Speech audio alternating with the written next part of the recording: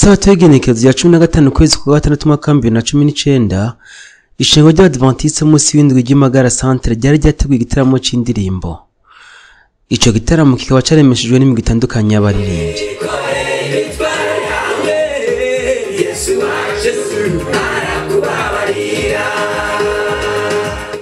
Nkuko bisanzwe ku misi yose y'Isabato, integuro zose z'ishengero zararangutse. Reka tugaruke ku nyigisho yatanzwe muri programme yataziriwe isaha 5. Nubwo umuntu yogomba kwisengero zugagwa, nubwo umuntu yogomba yuko rigenda barigahonebera, ntabwo ishengero rizogira iki? Ntabwo ishengero rizogwa. Ishengero ryose garamo umuntu umwe, ryona buramuginjiramwo, Kristo yohagurutsa amabuye n'ibiti bikagira iki?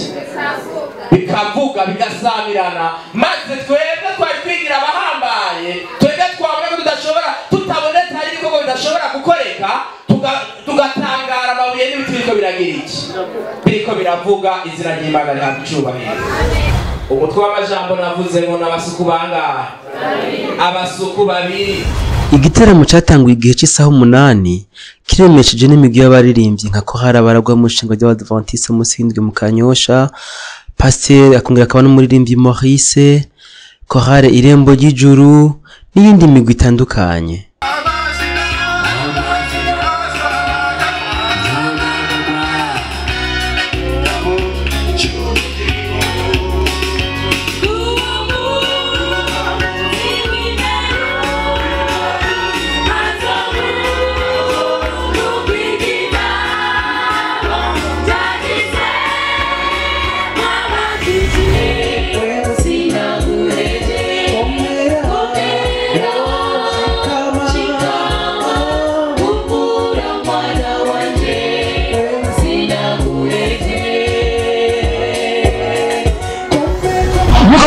Murabona yuko concert yagisha cyane uraryoshe cyane ubu tukaba tubateramishwa na korale izwi cyane ku izina rya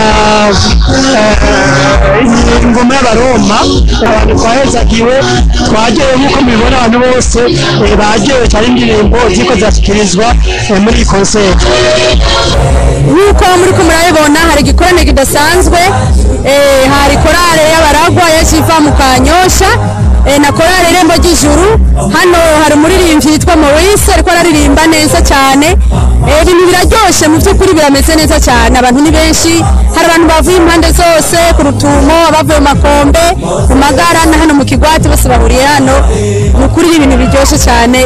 Ego turi ngaha ku ntumbero imwe gusa, turavye ibiringo ishengero ryari rihoze muhama twatubona umutekano wagarutse mu mashengero turiko turakoreramwo, vyabaye ngombwa yuko dutumizaho amakorale. Twirwanye na korale Abaragwa iva mu Kanyosha, hama twari kumwe na korale yo kwishengero nyene turiko ariyo bita Irembo ry'Ijuru. Twari kumwe n'umupastori asanzwe ari umuririmbyi yitwa Maurice niyo nkuru. Ubwo rero intumbero kwa kugira ngo twerekane yuko ishengero nabwo ngo n'uyu munsi bikiri ryarindi, ubwo abantu bagenda barititura bajyambika ibara, ariko atariyo ntumbero. Abataje ngaha agajambo twobatekerera nuko bomenya yuko atabundi buhungiro kiretse mu rusengero kwa Kristo, bakaza tugafatanya umurimo. Nubwo hoba hari ibibazo tukamenya yuko ivyo bibazo bidashobora gucemurwa, bidashobora gucomerwa inyuma y'urusengero, ahubwo bitorerwa inyishu n'abarindani mu rusengero ubwabo. Ubwo rero tubaha ubutumire budasanzwe bwo kugira ngo bongere kuza kugira ngo bamenye yuko turi ku murimo umwe.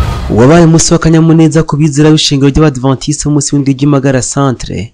Uretse ibirori n'indirimbo z'ubutumwa bwiza, baranejejwe cyane n'ikiganiro bagiranye n'abashitsi babo baje bavi Bujumbura ku makuru y'ishengero. Ni ku butumire ishengero rya Magara centre ryari ryahaye ikorale yacu bita Abaragwa family. Nkaba nari naje rero ndabaherekeje kubera ko bari babatumiye kugira ngo baze bakore igiteramo kimwe bita concert. Bagikoze kubera ko hasanzwe hari n'ibintu bivugwa kumenga kuri Magara centre abantu basa n'abatatanye kubera ikibazo ngo kiri mu ishengero, ariko twe twasanze kabisa abantu bari mu rusengero bameze neza, ubona ko hatabura abasohoka. Paulo yarandikiye Timoteyo amubwira ngo mu bihe by'iherezo ngo ibintu bizoba bikomeye cyane kandi bigoye. Nico gituma rero ubu mu ishengero nk'uko turizi ari ishengero ry'amasigarira. Umuhanuzikazi yarabivuze ngo ugiye gusoma mu gitabo bita ubutumwa bwatoranijwe ngo benshi bazodusohokamwo babitewe no gutega amatwi imyuka mibi y'abadayimoni hamwe n'impwemu zizimiza. Rero benshi baramaze kudusohokamwo, ikibabaje nuko bagiye kuzosohoka bagasanga basohotse bagiye mu gusengera ahadashoboka ahatariho, kandi tuzi ishengero ry'Imana mu bitabo dusoma ko ari yiri.